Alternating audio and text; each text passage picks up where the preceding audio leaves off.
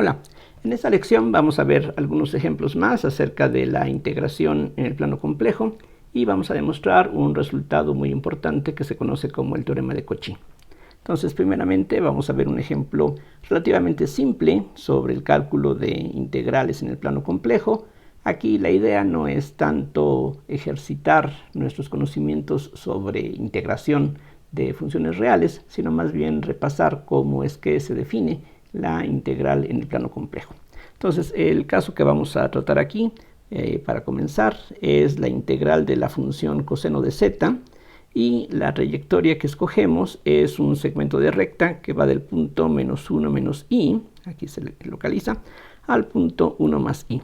Vean que este segmento pasa a través del origen y una forma de parametrizar esa trayectoria es mediante esta expresión. Cuando la t vale menos 1, estaríamos en este punto.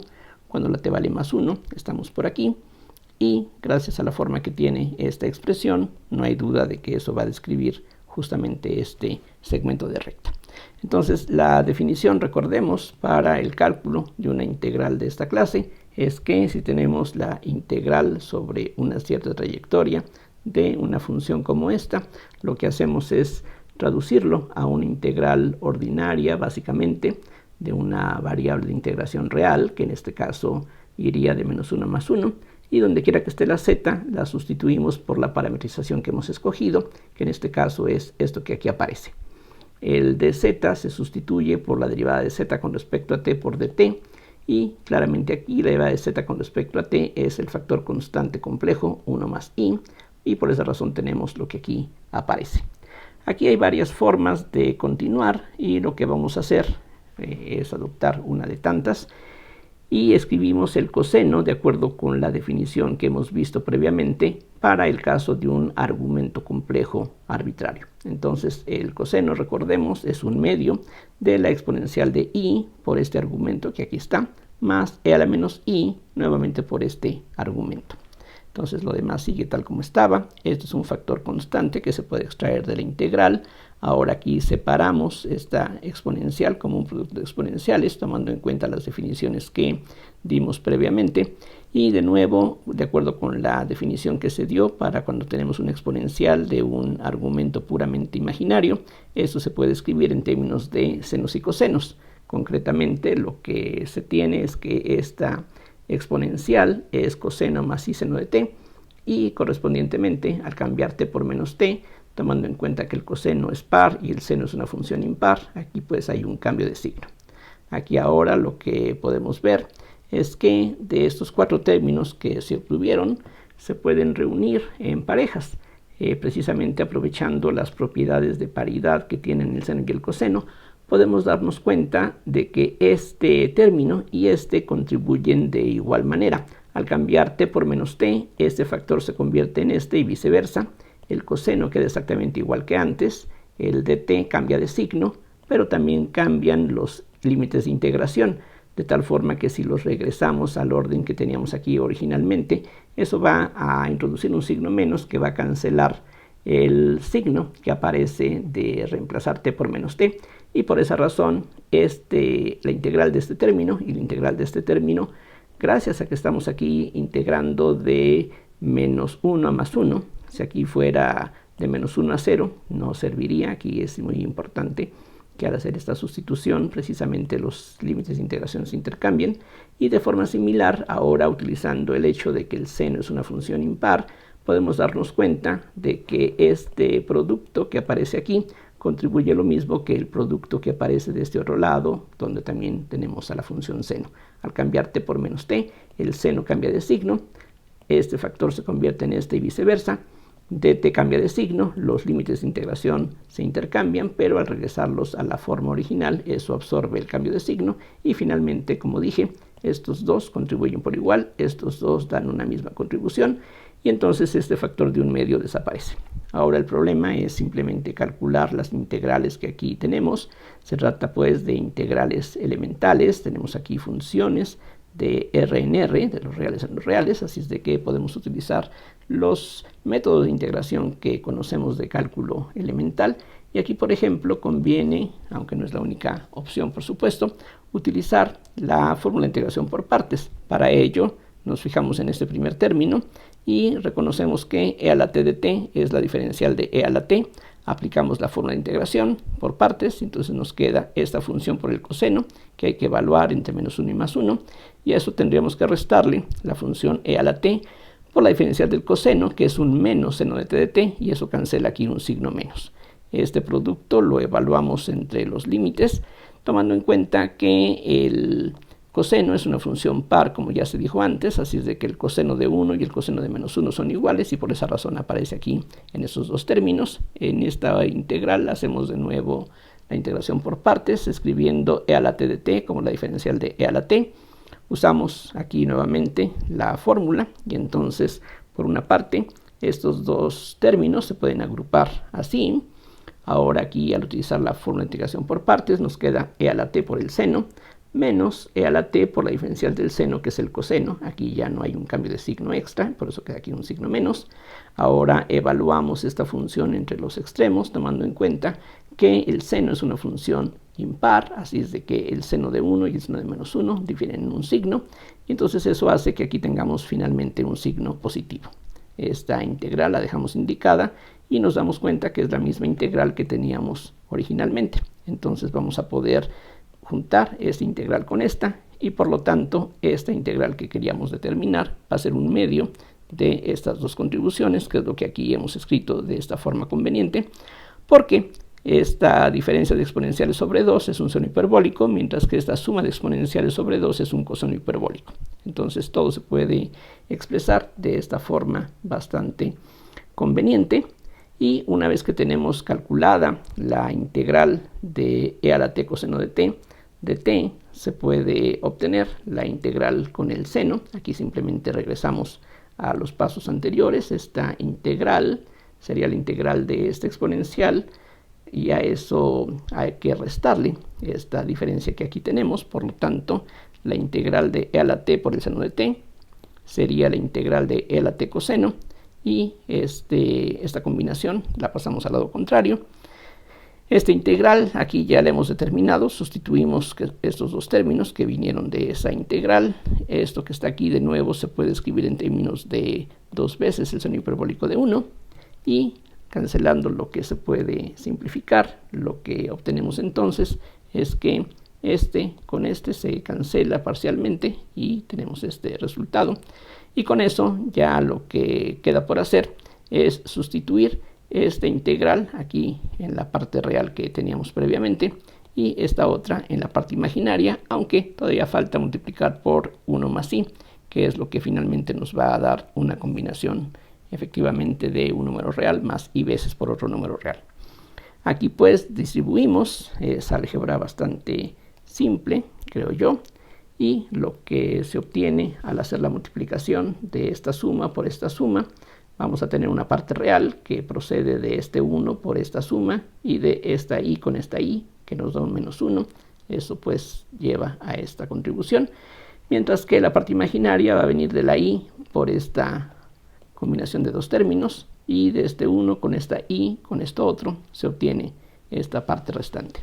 Este término aquí con el signo menos se cancela con este, y este que tiene el signo menos se cancela con este, quedando entonces esta expresión que se ve bastante sencilla y ya sería una respuesta perfectamente válida. Finalmente lo que tenemos es que esta integral de esta función en la trayectoria que se escogió equivale a esto que ya está escrito como un número complejo en su forma normal. Esto es un número real, esto es otro número real, pero en este caso conviene todavía escribir esto de una forma alternativa. Aquí vean ustedes que si simplificamos esto, aquí nada más lo que tenemos es el seno de 1. Entonces este coseno hiperbólico de 1 es lo mismo que el coseno de i. Ya habíamos establecido anteriormente que el coseno de iz es el coseno hiperbólico de z, y que el seno de iz es igual a i veces el seno hiperbólico de z. Utilizando esas relaciones podemos escribir lo que aquí apareció en términos de cosenos y senos simplemente. Entonces este coseno de hiperbólico de 1 es lo mismo que el coseno de i, y similarmente este i por el seno hiperbólico de 1 es lo mismo que el seno de i, y de esa forma tenemos aquí un seno coseno más coseno seno, que es el seno de una suma, y por lo tanto lo que habíamos obtenido previamente se puede también escribir de esta forma.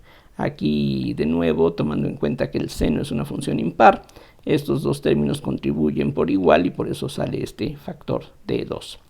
El punto aquí que hay que recalcar es que el resultado de la integral que aquí hemos determinado simplemente es igual a esta función, que se puede decir es una primitiva del coseno evaluada entre los puntos inicial y final de la curva. Es decir, en este caso, si hubiéramos tomado alguna otra trayectoria que tuviera los mismos puntos extremos, pero por algún otro camino distinto, obtendríamos exactamente el mismo resultado.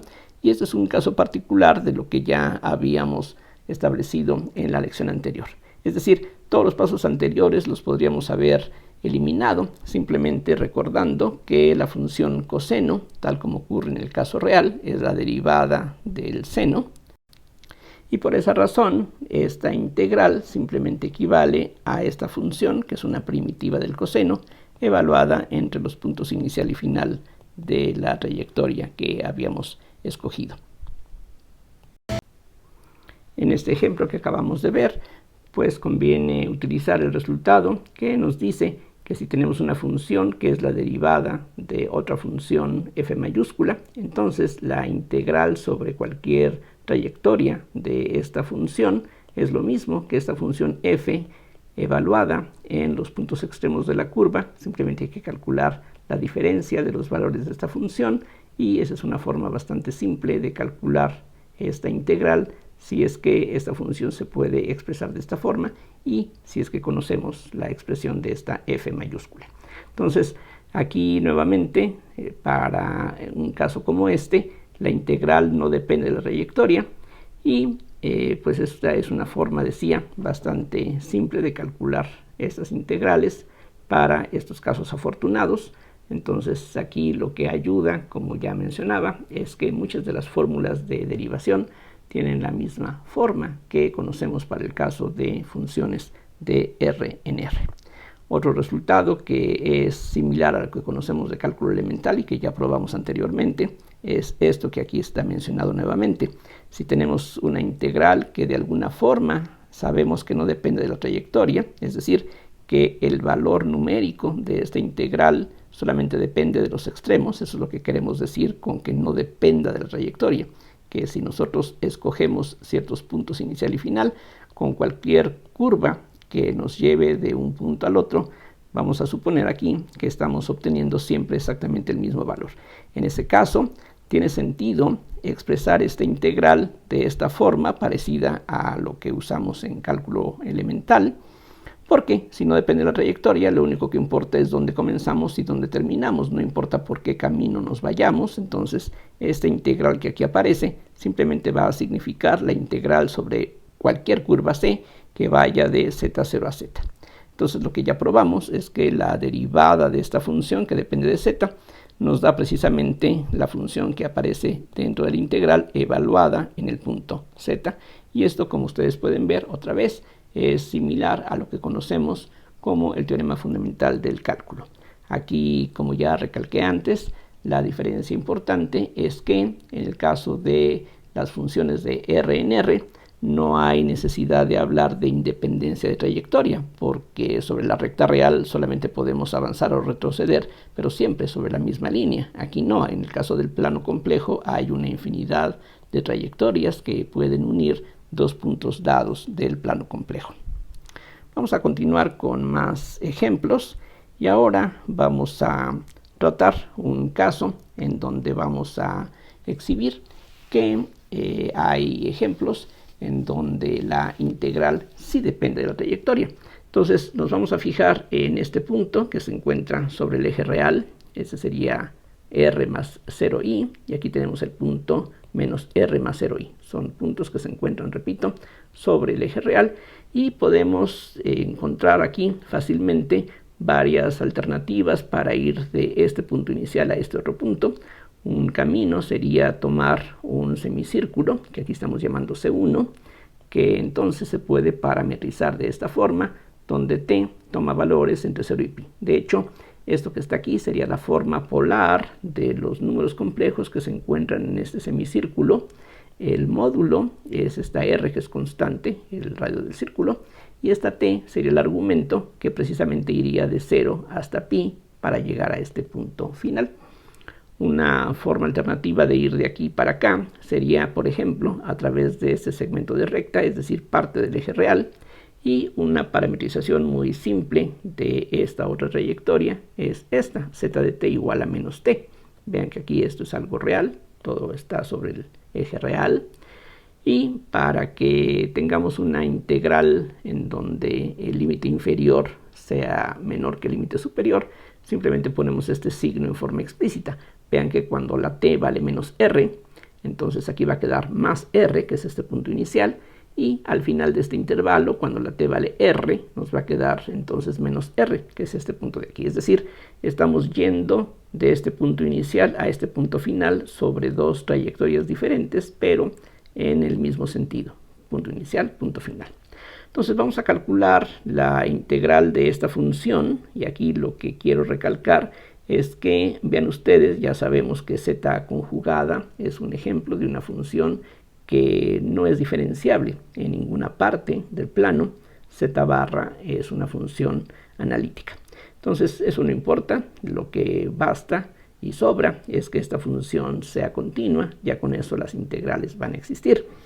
Entonces, para el caso de la curva C1, para este semicírculo, la z aquí está dada, entonces z conjugada simplemente se obtiene cambiando i por menos i, que es lo que aquí tenemos, y de z se puede obtener simplemente diferenciando esta expresión, y eso nos da entonces la constante r por la misma exponencial por i de t. Estas r's se pueden reunir, nos dan esta r cuadrada, que es un factor constante que se puede extraer de la integral, lo mismo que la i. Estas dos exponenciales se cancelan, y lo que queda es esta integral muy sencilla, que da como resultado un factor de pi. Por lo tanto, a lo largo de esta trayectoria, esta integral vale i pi r cuadrada, y es un resultado puramente imaginario. Por otro lado, a lo largo de este segmento, C2, lo que hacemos es algo similar, es decir, damos una parametrización para esta otra trayectoria, y en este caso z es menos t, como t es real, entonces su conjugado es exactamente lo mismo, así es de que aquí vamos a tener un menos t por la diferencial de menos t, hay dos signos menos que se cancelan, y aquí evidentemente el resultado de esta integral tiene que ser 0. Esta función es una función impar de la variable de integración, y estamos integrando sobre límites simétricos con respecto al origen. La otra forma más larga de darse cuenta de que esto es 0, pues es reconocer que una primitiva de esta función es, por ejemplo, t cuadrada sobre 2, y t cuadrada evaluada en r o en menos r da exactamente lo mismo, por lo que la diferencia nos da 0. En conclusión, lo que estamos viendo es que a lo largo de estas dos trayectorias, la integral de esta función nos da resultados distintos, y por lo tanto, aquí ya con esto basta para decir que la integral de esta función sí depende de la trayectoria. Basta con que hallemos un ejemplo en donde no coincidan los valores de las integrales sobre diferentes trayectorias para poder llegar a esta conclusión. Vamos a ver ahora este resultado muy importante que mencionaba, que se conoce como el teorema de Cauchy, y la forma de demostrarlo va a ser utilizando el teorema de Green, que uno conoce del cálculo integral en varias variables. Entonces vamos a recordar que si tenemos una región del plano cartesiano, aquí x y y son los ejes cartesianos en la forma tradicional, y tenemos aquí una cierta región del plano, de tal forma que sobre esta curva C, que es una curva cerrada simple, dentro de esta región, si suponemos que las funciones L y M son funciones continuas y con derivadas continuas, entonces el teorema de Green lo que establece es que la integral de línea sobre esta curva cerrada de esta forma diferencial es lo mismo que la integral sobre esta región encerrada por la curva. Aquí se supone que toda esta región es una región conexa, y entonces el resultado de la integral equivale a una integral doble. Aquí lo que hay que recordar es que Bueno, por una parte, el sentido en el que tenemos que recorrer la curva es lo que se denomina el sentido positivo, de tal forma que cuando vamos avanzando sobre la curva C, la región R encerrada por C siempre tiene que quedar a mano izquierda. Recordemos que si invertimos el sentido de circulación en la curva, eso nos daría un cambio de signo.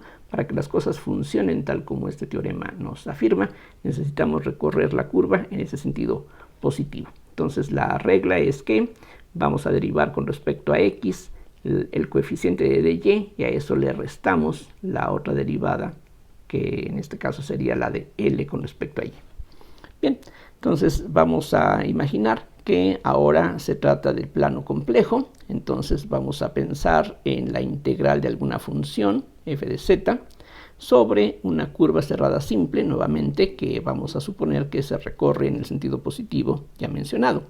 Entonces, si esta f es u más ib, como ya hemos hecho en otras ocasiones, y z se expresa como x más y, ya vimos anteriormente que esta integral de una función compleja equivale finalmente a dos integrales del tipo que uno conoce del cálculo integral en varias variables. Entonces, esta es una integral de línea sobre esta curva, esta es otra integral de línea, y simplemente lo que tendríamos que hacer es combinar estas dos integrales multiplicando la segunda por esta y que aparece en este lugar. Es decir, una integral de esta clase es simplemente una pareja de integrales de línea de las que conocemos en forma más elemental. Pero si ahora para cada una de ellas, ya sabiendo que estamos integrando sobre una curva cerrada, este punto es importante, eso se está aquí recalcando precisamente con este círculo que aquí atraviesa la integral, estamos hablando solamente aquí de curvas cerradas simples. Entonces, para esta primera parte, lo que tenemos que hacer es derivar este coeficiente con respecto a x, el signo menos aquí tenemos que conservarlo, y a eso hay que restarle la derivada de este coeficiente con respecto a y, que es lo que aquí tenemos, y en forma similar, para esta segunda parte, hacemos algo pues muy parecido. Derivamos la u con respecto a x y le restamos la derivada de la b con respecto a y. Y lo que podemos ver es que justamente estas combinaciones de derivadas que aquí aparecen valen 0 separadamente en el caso en que la parte real y la parte imaginaria de la f satisfagan las ecuaciones de Cauchy-Riemann.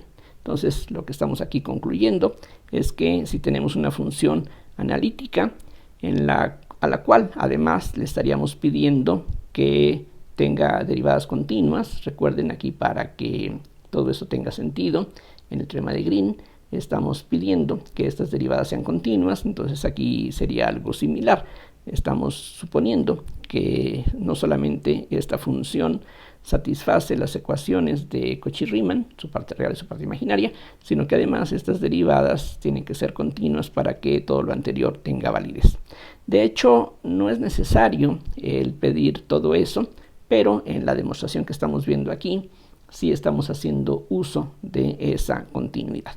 Entonces, en resumen, lo que estamos demostrando es que si tenemos una función analítica que tenga una derivada continua, entonces la integral de esta función sobre cualquier curva cerrada simple, siempre y cuando esta curva esté encerrando una región en donde esta función sea analítica, aquí recuerden, esta integral que aparece del lado derecho es una integral doble. Aquí estamos integrando sobre toda la región encerrada por C. Entonces necesitamos que estas relaciones se satisfagan en todos los puntos de R. Entonces no basta simplemente con saber cómo se comporta esta f sobre el borde de esta región, sobre la curva C, sino que aquí están apareciendo los valores de estas derivadas en el interior de la región pues que tiene como frontera a la curva C. Entonces, bajo esas condiciones, repito, la integral cerrada de una función analítica da 0, y eso es básicamente lo que se conoce como el teorema de Cauchy.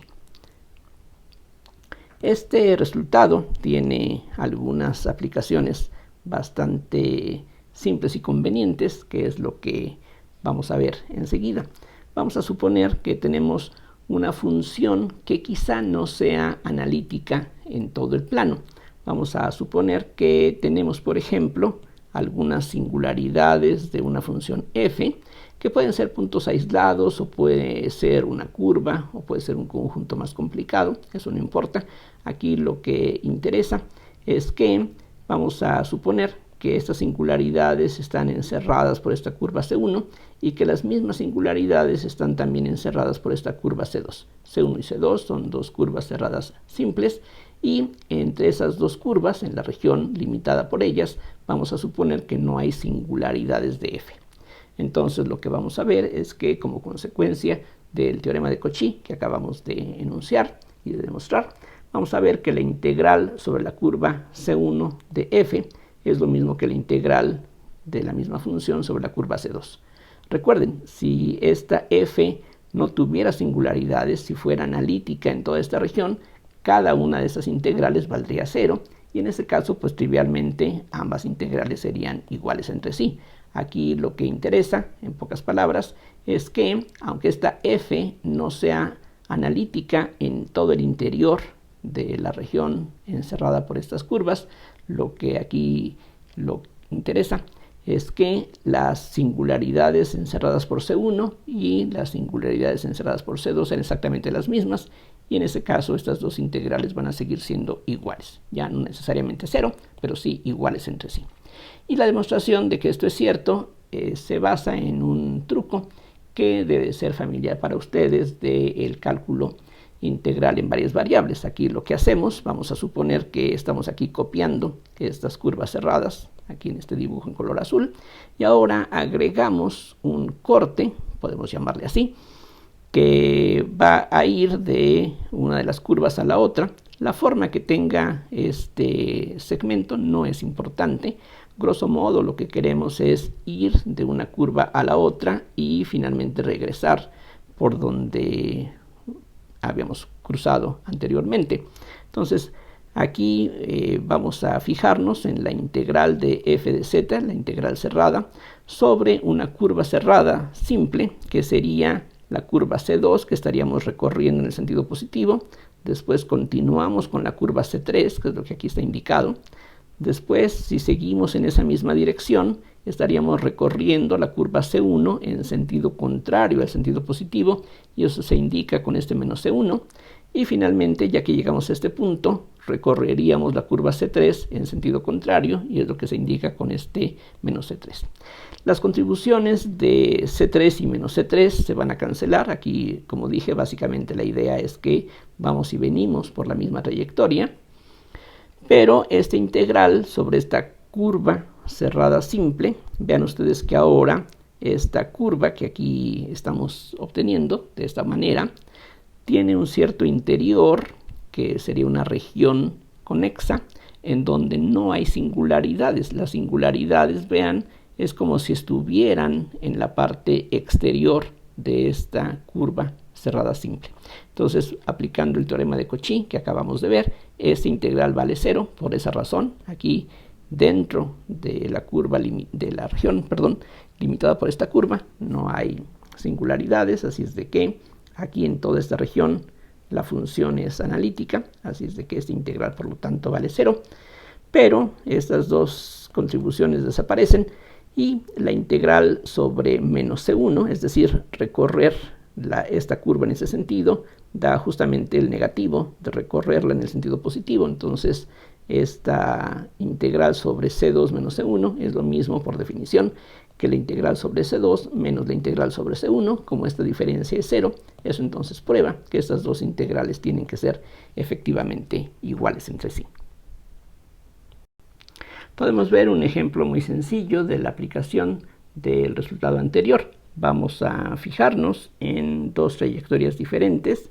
Por una parte tenemos esta elipse con semiejes A y B, y esta trayectoria se puede parametrizar de esta forma. Aquí precisamente cuando la t vale 0 estaríamos en este punto del eje real, y al permitir que la t vaya de 0 a 2pi, vamos a recorrer en el sentido positivo esta curva, suponiendo que A y B son números reales, que precisamente corresponden a las longitudes de los semiejes de esta elipse. Y en cambio esta C2 vamos a suponer que es un círculo de algún radio R, y de hecho la parametrización es algo similar a lo que se encuentra arriba. En lugar de que tengamos dos semiejes diferentes, es como si tuviéramos dos semiejes iguales. Eso nos da un círculo de radio R, y en ese caso este coseno y este seno se pueden reunir mediante esta exponencial de argumento imaginario puro. En ambos casos la t basta que vaya de 0 a 2pi o sobre cualquier otro intervalo de longitud 2pi, como veremos enseguida. Entonces vamos a fijarnos en la integral de z sobre z. Vean ustedes que la función que aquí estamos integrando, que sería 1 sobre z, tiene una singularidad justamente en z igual a 0. Es decir, aquí hay una singularidad de esta función. Así es de que no podemos esperar que cada una de estas integrales valga 0. Si la función que estamos integrando, otra vez, fuera analítica en todo el interior de la curva, la integral sería 0, la integral cerrada, pero como aquí hay una singularidad que está siendo encerrada por estas dos curvas, cada una de esas integrales no tiene por qué ser 0, pero precisamente como estas dos curvas encierran las mismas singularidades de la función, las integrales tienen que ser iguales, que es lo que acabamos de probar. Vamos a calcular separadamente esas integrales sobre cada una de estas trayectorias. Comenzamos con la integración sobre la elipse. Entonces vamos a tener que la integral sobre C1 de dz sobre z se obtiene nuevamente sustituyendo la z por lo que corresponde de acuerdo con la parametrización que hemos propuesto. Entonces en lugar de z tenemos justamente esta combinación compleja que aquí aparece, y en lugar de dz lo que tenemos es la derivada de esta expresión con respecto a t, que nos da lo que está aquí dentro del paréntesis, por dt. Para calcular la integral, lo que podemos hacer ahora es simplemente multiplicar numerador y denominador por el conjugado del denominador. Entonces multiplicamos numerador y denominador por a coseno de t menos ib seno de t. En el denominador eso lo que nos va a dar es el módulo al cuadrado de este número complejo, que es esto que aquí aparece, y en el numerador nos queda este producto que está aquí indicado. Y ahora eso lo podemos desarrollar. La parte real sería el resultado de multiplicar este término por este. Eso nos da menos a cuadrada seno coseno, que es esta contribución. Y de multiplicar la parte imaginaria por la parte imaginaria tenemos algo real. Y por menos i nos da más 1. Entonces vamos a obtener un b cuadrada seno coseno, que es esta otra contribución. En forma similar podemos determinar cuál es la parte imaginaria. Y vamos a tener, por ejemplo, i por ab coseno cuadrado, que es este término, y de este con este vamos a tener también un más iab por seno cuadrado, con el mismo denominador en ambas integrales. Ahora aquí lo que hago es precisamente reemplazar el intervalo de integración, que originalmente era 0 a 2pi. Aquí puedo en cualquiera de estas dos integrales cambiar el intervalo de integración por cualquier otro que tenga longitud 2pi. Es decir, no necesito comenzar sobre el eje real para dar la vuelta, sino que puedo comenzar en cualquier otro punto, y lo importante es que tengamos una curva cerrada simple. Entonces aquí conviene integrar no de 0 a 2pi, sino de menos pi a pi. De todas maneras, este intervalo tiene la misma longitud, entonces vamos a tener exactamente el mismo resultado. Y ahora lo que podemos ver, lo que podemos aprovechar, es que el seno es una función impar, recordemos, mientras que el coseno es una función par. Al cambiar t por menos t, este factor no cambia, este sí. Aquí en el denominador, como tenemos cuadrados, esto no cambia. Así es de que finalmente se ve que estamos integrando una función impar debido a este factor de t, y estamos integrando esa función impar entre límites simétricos, y entonces esta integral vale 0. Lo que vamos a obtener es nada más una cantidad imaginaria. Esta suma de cuadrados claramente da 1, entonces este AB es una constante que se puede extraer de la integral, y esta integral sobre esta curva cerrada finalmente queda indicada de esta forma. Otra vez, estas integrales en el plano complejo se pueden expresar en términos de integrales elementales de funciones de R en R. Aquí nuevamente se trata de una integral definida. El resultado de todo esto es un número real, pero con esta i vamos a obtener finalmente un número imaginario puro. Por otro lado, podemos calcular la integral sobre C2, que es este círculo de radio R, de la misma función. Entonces aquí las cosas son mucho más sencillas porque para el círculo de radio R la z es simplemente r por e a la it. Entonces en lugar de z tenemos r por e a la it. En lugar de dz tendríamos entonces r por e a la it por i de t. La r se cancela, la exponencial también, y esto es todo lo que queda, simplemente i por 2pi.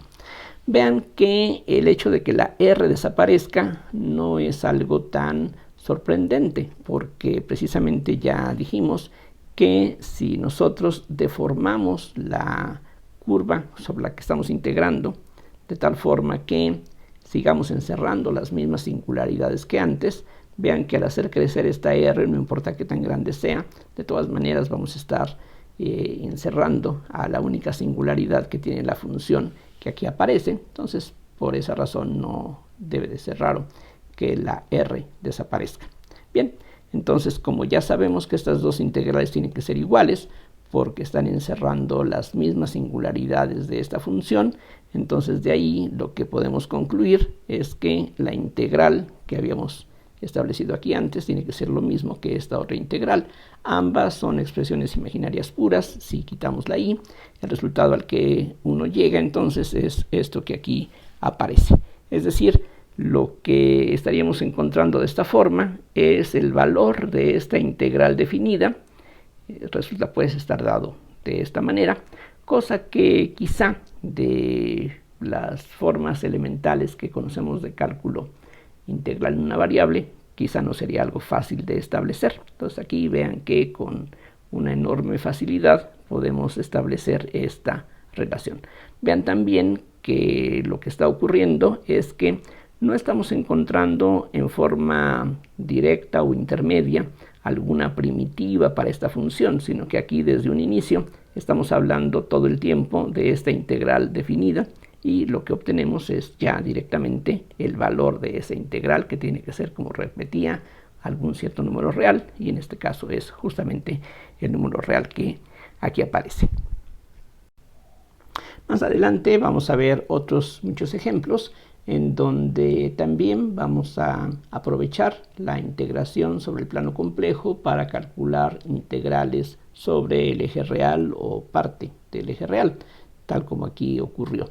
Lo que uno necesita desarrollar para esos casos es pues la habilidad para escoger qué función es la adecuada para calcular una integral que uno desee en forma particular.